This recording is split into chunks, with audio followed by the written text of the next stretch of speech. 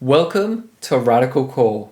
Core is our 2D video to AI processing tool, where you can take multiple pre-recorded clips and turn into expressive, dynamic character animation. And you can apply it to your very own characters. Core is a fantastic tool at rapidly prototyping film and TV animation shots. Whereas Live is real-time and responsive to your emotions in the moment, Core allows you to take multiple takes, analyze them for your best, and upload them in bulk. Then, all of our AI will process each clip individually and will produce a single core clip for you to review and preview at your own convenience. In this video series, I'm going to guide you through shooting your very first core clip. I'm going to take you from a simple first shoot, editing, processing, and uploading to our website. And as we update our AI models, I'll show you how to keep them up to date and ensure you have the latest version of the AI attached to your clips.